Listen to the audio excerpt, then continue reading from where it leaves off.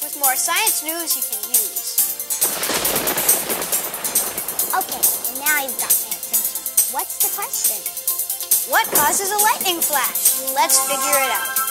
Rain clouds get charged up, sort of like a battery. The top of the cloud is positive, the bottom is negative.